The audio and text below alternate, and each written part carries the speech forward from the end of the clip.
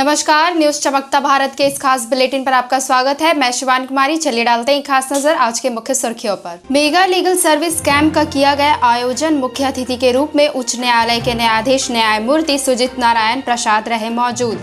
पाकुड़ में बाल तस्करी रोकने को लेकर बाइक रैली निकालकर चलाया गया जागरूकता अभियान। डीआरएम ने रखी नए रेलवे स्टेशन की आधारशिला। निरीक्षण के क्रम में एजेंसी कर्मियों को लगाई फटकार। कांग्रेसी नेताओं को दिखाई औकात। अब खबरें विस्तार से। मेगा लीगल सर्विस कैंप का किया गया आयोजन। मुख्य अतिथि के रूप में उच्च न्यायालय के न्यायाधीश न्यायमूर्ति सुजीत नारायण प्रसाद रहे मौजूद। जमशेदपुर में मेगा लीगल सर्विस कैंप का आयोजन शनिवार को डिस्ट्रिक्ट लीगल सर्विस अथॉरिटी पूर्वी सिंहभूम के तत्वाधान में आयोजित की गई, जहां मुख्य अतिथि के रूप में उच्च न्यायालय के न्यायाधीश न्यायमूर्ति सुजीत नारायण प्रसाद मौजूद रहे।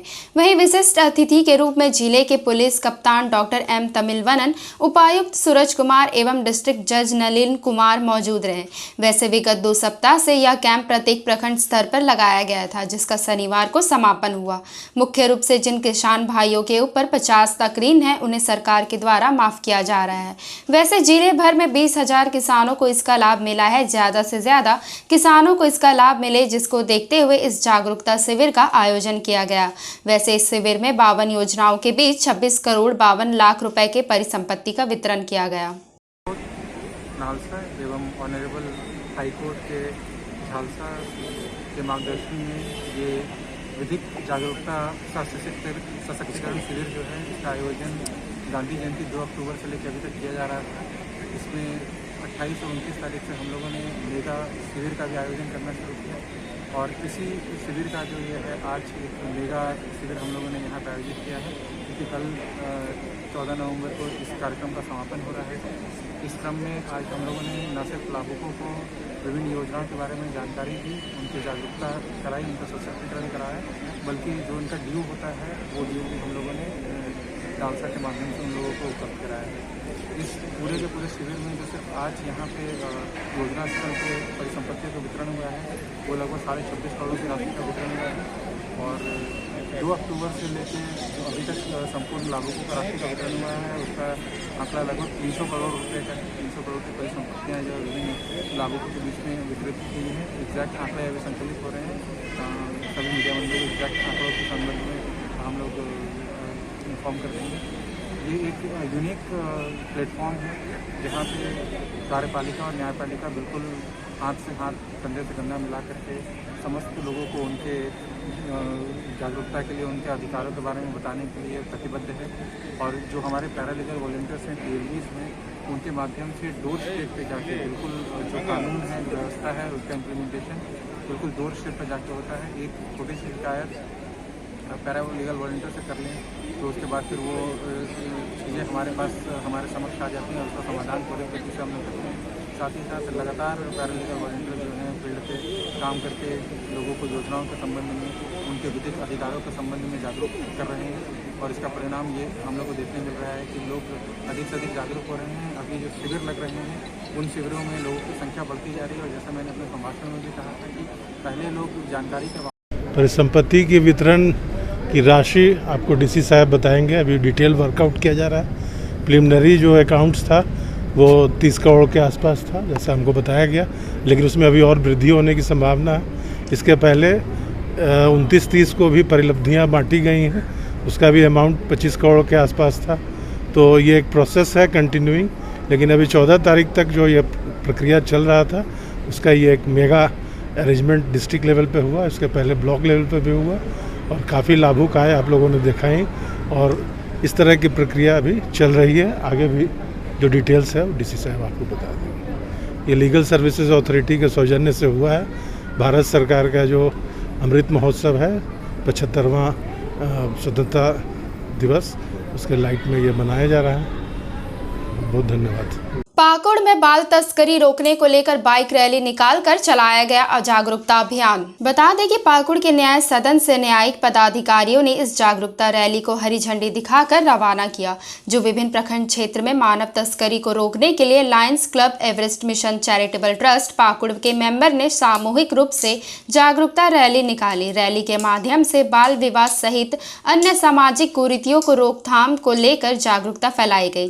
साथ ही चौक चौराहे में नुक्कड़ नुक्कड़ नाटक के माध्यम से भी लोगों को जागरूक किया गया।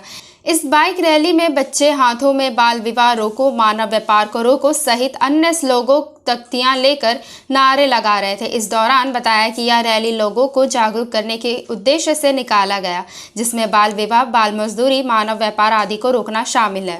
इस संदेश को देना चाहते हैं। एवरेट मिशन चैरिटेबल ट्रस्ट, जिला विधिक न्याय प्राधिकरण पाकुड़ और Lions club, Tejaswini group, build charitable trust, child line, जो ऐसी संस्थाएं हैं जो बच्चों के प्रति जागरूक है, हम लोग हर क्षेत्र में आज बाइक रैली निकालकर और तेजस्विनी ग्रुप के द्वारा नुक्कड़ नाटक के द्वारा लोगों को जागरूक किया जा रहा है कि बाल तस्करी अपराध है, बाल तस्करी अभिशाप है। हम सबको मिलकर बाल तस्करी को रोकना है। किसी भी प्रकार का मानव तस्करी हमारे समाज के लिए, हमारे देश के लिए अभिशाप है।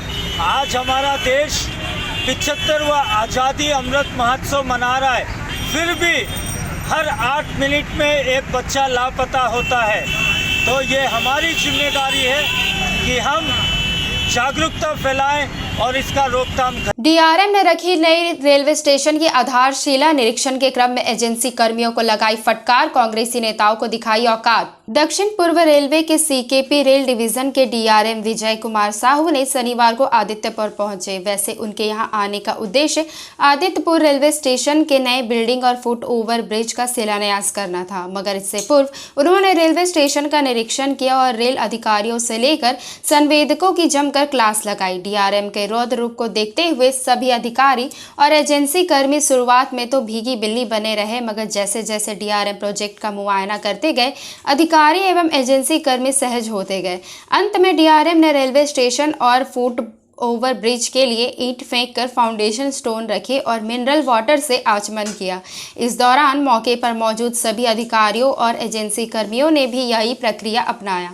रेल अधिकारियों एवं एजेंसी कर्मियों को जरूरी दिशा निर्देश देने के बाद शिलापट का अनावरण किया। मीडिया के सवालों पर उन्होंने खुद के भड़के जाने को एक औपचारिकता बताया और कहा किसी पर कार्रवाई के उद्देश्य से गुस्सा नहीं किया, बल्कि काम में विलंब होने पर नाराजगी जताया हूं। उन्होंने कहा कि अगले साल अगस्त महीने तक कार्य पूरा हो जाएगा। वहीं आदित्यपुर रेलवे स्टेशन में ट्रेनों को ठहराव को लेकर कहा कि अभी कल ही नया आदेश आया है, रिव्यू करने के बाद विचार किया जाएगा। कांग्रेसी नेताओं पर पहले भड़के, फिर सुनी समस्या, तत्काल एक मांग मानी। एक नेता स्थिति को देख मौके से खिसक गए। वहीं निरीक्षण के क्रम में कांग्रेसी नेता सुरेश धारी एवं समरेंद्र तिवारी जैसे ही डीआरएम से मिलकर आदित्यपुर में साउथ बिहार एक्सप्रेस एवं छपरा टाटा के पूरा ठहराव शुरू किए जाने की मांग रखनी चाहिए कि डीआरएम ने दोनों ही नेताओं को कहा कि हमने आपको बुलाया नहीं है, आप ज्ञापन दे और मुझे अपना काम करने दे। यह कहते हुए डीआरएम आगे बढ़ गए। इसी बीच कांग्रेसी नेता सह सांसद प्रतिनिधि जगदीश नारायण चौबे भी वहां पहुंच गए। हालांकि डीआरएम के रुख को देखते हुए बगैर डीआरएम से मिले बीच में ही खिसक गए। वैसे सुरेश धारी और समरेंद्र तिवारी अंत तक डटे रहे और अपनी बातों को रखकर ही माना। सुरेश धारी ने साउथ बिहार एक्सप्रेस और टाटा छपरा एक्सप्रेस के पुनः ठहराव की मांग रखी, जबकि समरेंद्र तिवारी ने स्टेशन परिसर में शौचालय नहीं होने से महिलाओं एवं बुजुर्गों को होने वाली परेशानियों से अवगत कराया। डीआरएम ने सुरेश धारी की मांग को रिव्यू के बाद बहाल करने और समृद्ध तिवारी की मांग पर तत्काल एजेंसी कर्मियों एवं रेल अधिकारियों को 3 शौचालय और बाथरूम बनाने का निर्देश दिया, जिसके बाद डीआरएम सड़क मार्ग से अन्य प्रोजेक्ट के निरीक्षण के लिए निकल पड़े। आदित्यपुर का स्टेशन बिल्डिंग, यहाँ के 2 नए लूप, नया फुटओवर ब्रिज और एक एग्जिस्टिंग फुटओवर ब्रिज के एक्सटेंशन, यहाँ पे बहुत सारा जो तोड़फोड़ हो रहा है वो सारी ऑफिसेस पीडब्ल्यूआई और स्टेशन के जो ऑफिस टूटे हैं वो सब बनेगा।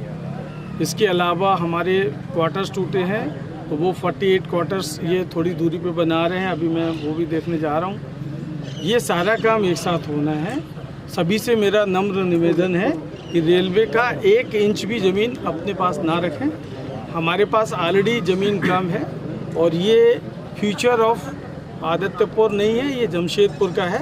बिकॉज जमशेदपुर में आपको पता है ज़मीन है नहीं हमारे पास, तो जो भी गाड़ी आगे हमें प्लान करनी है वो इसी एरिया में करना है। इधर एक नया कोचिंग कॉम्प्लेक्स भी हमारी प्लानिंग में है, बिकॉज जब इतनी गाड़ियाँ बढ़ेंगी तो उनको मेंटेन करने के लिए जगह चाहिए। कृपया कोई भी आदमी रेलवे को ज़मीन देने को तैयार है तो अच्छी बात है, बट लेने की बात मत करिए, बिकॉज जिसको मैं बोलते बोलते बार बार थक चुका हूँ। तो एक ये है, दूसरा ये कि सहयोग करिए। ये जो भी चीज़ें बन रही हैं वो आपकी हैं। एज ए DRM मेरे पास एक ही है कि उसको संजो के और बढ़िया से बना के आपको दे दूँ। तो आप इसको सभी लोग सहयोग करिए और जो भी काम हो रहे हैं उनको देखिए। ये सब आप ही के लिए हैं और ये बहुत ही जल्दी ये मैं चाहता हूँ पूरा हो जाए, इसलिए मैंने थोड़ा सा ये बातें रखी हैं कि सारी एजेंसी अपनी अपनी प्रोग्रेस मॉनिटर करें और सारे अधिकारी अपने निर्णय दें। सर, बहुत बहुत धन्यवाद। झारखंड संस्कृति कला रंगमंच द्वारा भगवान वीर बिरसा जयंती सा झारखंड स्थापना दिवस के मौके पर 3 दिवसीय कार्यक्रम का किया गया आयोजन। जमशेदपुर में झारखंड संस्कृति कला रंगमंच के द्वारा भगवान वीर बिरसा जयंती सा झारखंड स्थापना दिवस के मौके पर 3 दिवसीय कार्यक्रम का आयोजन किया जा रहा है। इसकी जानकारी मंच के अध्यक्ष ने एक पत्रकार वार्ता के दौरान दी।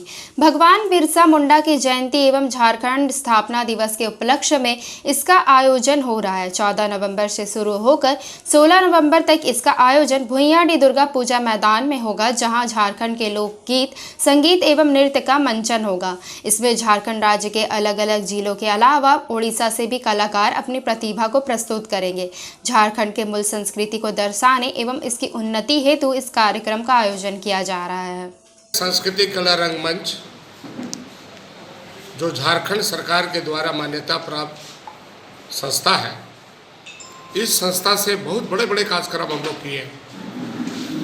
भगवान बिरसा मुंडा और झारखंड राज्य स्थापना दिवस को लेकर के एक ऐतिहासिक कार्यक्रम भुइयाडी दुर्गा पूजा मैदान में हम लोग करने जा रहे हैं और झारखंड का 1 नंबर में रहेगा ये कार्यक्रम। लोगों का समावेश, जनसलाप, सांस्कृतिक कार्यक्रम, बिरसा का पूजा मानकी मुंडा मूल निवासी लोग करेंगे। हमारे दलित समाज के सभी प्रधान लोग 14 तारीख से लेकर 14 नवंबर से बिरसा का जो उलगुलान शुरू हुआ था 1857 में, अंग्रेज भागो भारत छोड़ो, झारखंड का वीर बिरसा ने ये उलगुलान किया, जल जंगल जमीन को बचाना, विस्थापन रोकना। ये पूरा का पूरा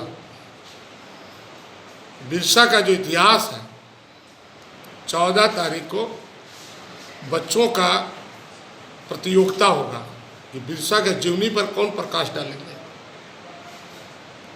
बिरसा का मानचित्र बनाएंगे, साथ ही साथ जो हमारे भाषण प्रतियोगिता भी होगा। उसके बाद में बैठो प्रभात फेरी है 14 तारीख को शाम को, संध्या का संतोष महतो का जो झारखंड का झुमुर सम्राट संस्कृत, उसका कार्यक्रम होगा। को बिरसा का पूजा अर्चना भव्य रूप से होगा और संध्या बेला से 4 बजे से मयूरभंज, जो बिरध झारखंड राज्य के अंदर में मयूरभंज है, वो वहाँ से सांस्कृतिक आगाज देने के लिए आ रहा दीपक महतो, और दीपक महतो जी पूरा टीम के साथ भाजपा अनुसूचित मोर्चा का 2 दिवसीय कार्यक्रम का हुआ शुभारंभ। पूर्व मंत्री अमर बाउरी और पूर्व मुख्यमंत्री रघुवर दास हुए शामिल। भारतीय जनता पार्टी अनुसूचित मोर्चा का 2 दिवसीय कार्यक्रम का शुभारंभ हो रहा है, जहां पूर्व मंत्री अमर बाउरी, सांसद पलामू, पूर्व मुख्यमंत्री रघुवर दास शामिल हुए। जहां अनुसूचित मोर्चा राष्ट्रीय अध्यक्ष ने कहा कि मोर्चा का आगामी 3 माह का रणनीति तैयार होगा। जन विरोधी JMM सरकार को उखाड़ फेंकेंगे। प्रदेश में राजनीति पटल पर पटकनी खाने के के बाद बीजेपी अनुसूचित मोर्चा आगामी राजनीति जमीन पक्का करने की दिशा में निकली, जिसके तहत जमशेदपुर में बीजेपी अनुसूचित मोर्चा का एक कार्यक्रम रखा गया, जिसमें प्रदेश के दिग्गज नेता से लेकर पूर्व मंत्री, पूर्व मुख्यमंत्री और वर्तमान सांसद मौजूद रहे, जहां राजनीति परिप्रेक्ष्य में कई दिशा पर काम करने और उस दिशा में सरकार के सामने मोर्चा खोलने का निर्णय लिया गया, जहां बड़ी संख्या में प्रदेश अनुसूचित मोर्चा के अधिकारी शामिल हुए। जहां अनुसूचित मोर्चा के राष्ट्रीय अध्यक्ष ने कहा कि आज पेट्रोल डीजल में केंद्र सरकार ने पैसा कम किया है, राज्य सरकार को जनता के हित में कम करना था मगर नहीं की। वहीं अनुसूचित जातियों का प्रमाण पत्र नहीं बन रहा, उसी तरह धर्म परिवर्तन का मामला जोरों पर है। विधि व्यवस्था चौपट है। इस तरह यह झारखंड प्रदेश की सरकार जन विरोधी है, इसे बीजेपी अनुसूचित मोर्चा उखाड़ फेंकेगी। वो इसी प्रकार की विकृत मानसिकता के काम करेंगे। ये वो लोग हैं जिन्होंने देश का विभाजन स्वीकार कर लिया, जिन्होंने एक संविधान, एक कानून के होते हुए भी 370 स्वीकार कर ली। ये वो लोग हैं जो हिंदुत्व को गाली देने से भी नहीं चूकते और समय आने पर वोट कमाने के लिए जनेऊ पहनने में भी गुंजाइश रखते हैं। ऐसे दो मुँह के लोग हैं जो कहीं ना कहीं भारतीय संस्कृति के खिलाफ काम करते हैं। आयुष्मान योजना का नाम बदलने का अगर काम करते हैं तो ये गैर कानूनी है, गलत है और मुझे लगता है इस पर समय रहते कुछ ना कुछ कार्रवाई होनी चाहिए। दिवस से लेकर 6 दिसंबर बाबा साहब भीमराव अंबेडकर परिनिर्वाण दिवस तक मोर्चा पूरे देश में हर जिले में संविधान गौरव अभियान चला रही है, जिसमें यात्रा भी निकलेगी, जिला मुख्यालय पर प्रतिभाओं का सम्मान भी होगा, प्रश्न उत्तर की प्रतियोगिता भी होगी और इसके साथ ही सोशल मीडिया अभियान भी संविधान को लेकर चलेगा। ये कार्यक्रम आगामी दिनों में मोर्चा करने वाला है। भारतीय जनता पार्टी चुनाव को देखकर रणनीति नहीं बनाती, बल्कि देश को देखकर रणनीति बनाती है, लोगों को देखकर। हम राजनीतिक दल है, इसलिए चुनाव को हमें फेस करना ही पड़ेगा। इसलिए संगठन मजबूत हो, संगठन के माध्यम से लोगों की सेवा करके उनका मन जीता जाए। जैसे कोरोना में आपने देखा होगा कि भारतीय जनता पार्टी का हर कार्यकर्ता सैनिटाइज बांट रहा था, मास्क बांट रहा था, भोजन बांट रहा था। कांग्रेस और जेएमएम का कार्यकर्ता एक भी जगह दिखाई नहीं दे रहा था। इसका मतलब है सेवा के माध्यम से भी हम लोगों का मन जीतते हैं। सत्ता में आते हैं तो सरकार की योजनाएं बनाकर उनके कल्याण के काम करते हैं, विकास के काम करते हैं, ये काम करते हैं। तो कुल मिलाकर ये सबको लेकर भारतीय जनता पार्टी लगातार चिंतन मनन करती है। उसी का परिणाम है कि केंद्र में हमको आशीर्वाद मिलता है और बड़ी संख्या में राज्यों में भी भाजपा को आशीर्वाद मिला है। कार्यकारिणी का सारा निर्णय हमारा अनुसूचित जनजाति मोर्चा झारखंड प्रदेश के अध्यक्ष विधायक अमर बावरी जी आपको जानकारी दें। लेकिन आज इस कार्य समिति में जो लोगों का कार्य समिति के सदस्यों का रिव्यू है, तो इस 2 साल के सरकार में ना दलितों का, पिछड़ों का, आदिवासियों का, शोषितों का, वंचितों का बाबा भीमराव अम्बेडकर ने सरकार ही सहारा बनाने का, जहाँ एक तरफ हमारे देश के लोकप्रिय प्रधानमंत्री आदरणीय नरेंद्र भाई मोदी जी के नेतृत्व में शोषित, वंचित, दलितों, आदिवासियों के हित में पंडित दीनदयाल उपाध्याय के अंत्योदय को जमीन को उतारने का काम।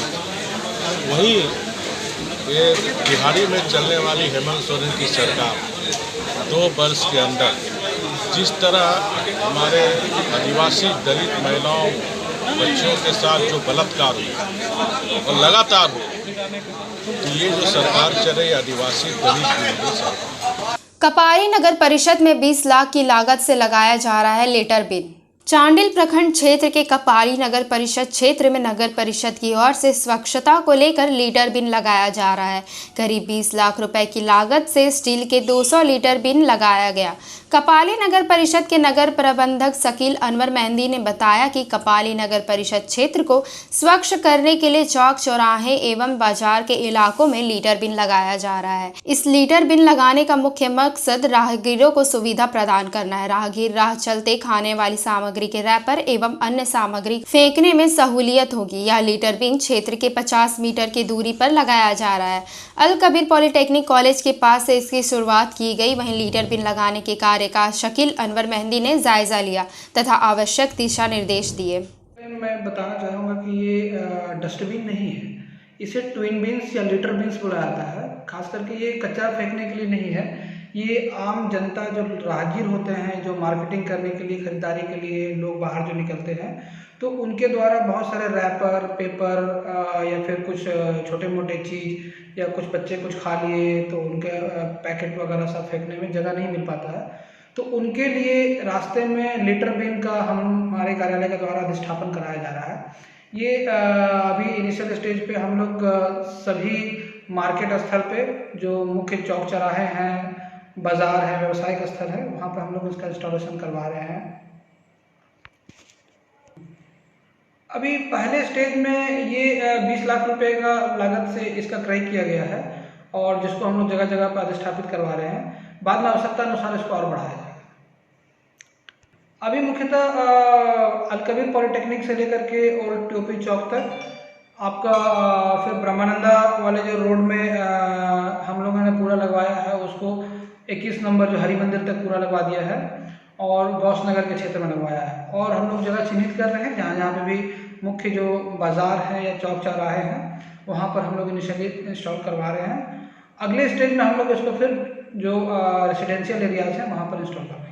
धनबाद में गोविंदपुर प्रखंड के मरीजों पंचायत में विशेष समुदाय द्वारा सरकारी जमीन अतिक्रमण की जा रही कोशिश। बता दें कि धनबाद जिले के गोविंदपुर प्रखंड के अंतर्गत मरीजों पंचायत के मरीजों मौजा में कुछ विशेष समुदाय के दबंग असामाजिक तत्वों के द्वारा अपने विशेष धार्मिक स्थल बनवाने की महत्वाकांक्षा हेतु सरकारी जमीन गैरम जरुआ गौचर भूमि, जिसका खाता संख्या 109, प्लॉट संख्या 192, 180, कुल रकबा 86 डिसमिल है, जिस पर बिना विभागीय आदेश के पेड़ पौधे की कटाई करके पंचायत में धार्मिक आधारित शांति व्यवस्था भंग करने के उद्देश्य से अतिक्रमण किया जा रहा है। वहीं मामले को लेकर मरीजों पंचायत के युवा क्रांतिकारी सामाजिक कार्यकर्ता रंजीत कुमार महतो के नेतृत्व में ग्रामीणों के द्वारा लिखित आवेदन गोविंदपुर प्रखंड अंचल पदाधिकारी को भी पूर्व में 2 नवंबर को अवगत कराया गया, लेकिन अंचल पदाधिकारी भी मौन है, कोई कार्रवाई नहीं की जा रही है। वहीं इसी तरह ग्रामीण क्षेत्रों में धर्म के आगे करके मनमानी तरीके से बिना विभागीय आदेश के पेड़ पौधे की कटाई करके अतिक्रमण करते रहे और प्रशासन कोई कार्रवाई नहीं करती है, तो ग्रामीणों का विश्वास प्रशासन से उठना लाजमी है। जो मध्य पंचायत के एक युवा सामाजिक कार्यकर्ता हैं रंजीत कुमार महतो जी के नेतृत्व में हम लोगों ने लिखित रूप से हमारे जो अंचल अधिकारी हैं गोविंदपुर प्रखंड के, उनको लिखित रूप से हम लोगों ने आवेदन दिया था कि यहाँ पे गैर मजरूआ ज़मीन पर अतिक्रमण किया जा रहा है, लेकिन अभी तक 10-15 दिन हो गए, अभी तक कोई कानूनी कार्रवाई नहीं किया गया है और यहाँ पे पेड़ों की कटाई इन लोगों द्वारा किया जा रहा है। हम लोग जिला प्रशासन से नम्र निवेदन करते हैं कि जितना जल्द हो सके इस पर उचित कानूनी कार्रवाई किया जाए, नहीं तो हमारी ये जंगल जो है हरी भरी जो है, ये गैर मजरूआ ज़मीन जो हरा भरा है, इनको इन लोगों ने बंजर बना दिया जाएगा इन लोगों के द्वारा और यहाँ की हरियाली गुम हो जाएगी। इसीलिए हम लोग प्रशासन से, जिला प्रशासन से और प्रखंड प्रशासन से नम्र निवेदन करते हैं कि उन पर जल्द से जल्द कानूनी कार्रवाई किया जाए। बहुत बहुत धन्यवाद। भाजपा प्रदेश कार्यालय में पदाधिकारियों की हुई बैठक, पंचायत चुनाव सहित कई अहम एजेंडों पर की गई चर्चा। भाजपा प्रदेश अध्यक्ष दीपक प्रकाश की अध्यक्षता में प्रदेश कार्यालय में प्रदेश पदाधिकारी की बैठक संपन्न हुई। पंचायत चुनाव सहित अन्य कई एजेंडा पर चर्चा की गई।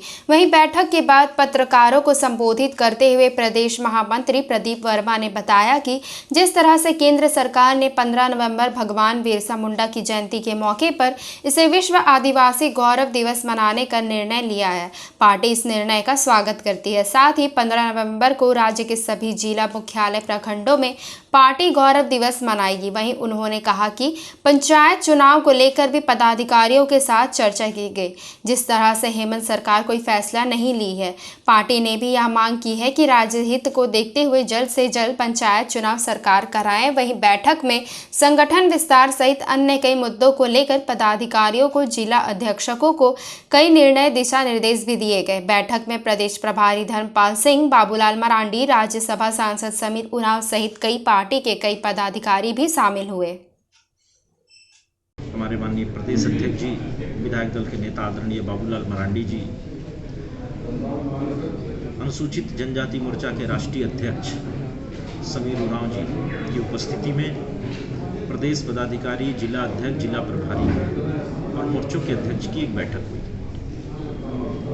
बैठक में आदरणीय प्रधानमंत्री जी और केंद्रीय मंत्रिमंडल को धन्यवाद दिया गया कि झारखंड के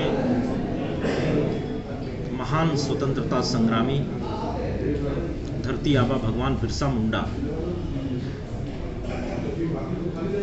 के जन्म दिवस 15 नवंबर को अब इस देश में प्रतिवर्ष जनजातीय गौरव दिवस के रूप में मनाया जाएगा। इसके लिए उनके प्रति आभार व्यक्त किया गया, धन्यवाद किया गया।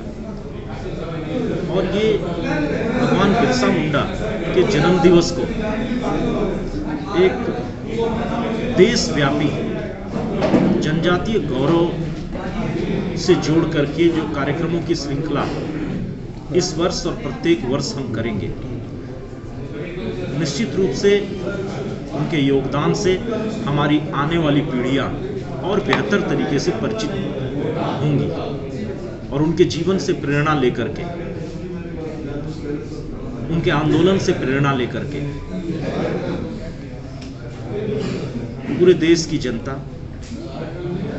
उनके प्रति कृतज्ञता का भाव रखते हुए आने वाले वर्षों में ये देश हमेशा स्वतंत्र रहेगा, इसका वहीं कुल्हान में किसानों का टूटा कमर। एक तरफ 2 वर्षों से कोरोना संक्रमण से जनजीवन अस्त व्यस्त तो दूसरी ओर गजराज का आतंक तो तीसरी ओर अचानक मौसम ने बदला करवट। बता दें कि कुल्हान में किसानों का जीवन अस्त व्यस्त हो गया है। 2 वर्षों से लगातार कोरोना संक्रमण से अलग वे परेशान हैं तो दूसरी ओर गजराज का आतंक भी रह रहा है, तो तीसरी तरफ अब मौसम ने भी अपना करवट बदल दिया है। दोपहर से बूंदाबांदी तो पानी गिरते हुए मौसम ने झमाझम पानी गिरने लगा है। किसान द्वारा खड़ी धान की पके फसल को काट दिया गया था, लेकिन अचानक पानी गिरने से किसान की खेती में पानी घुसा और किसान का मेहनत पानी में बदल गया।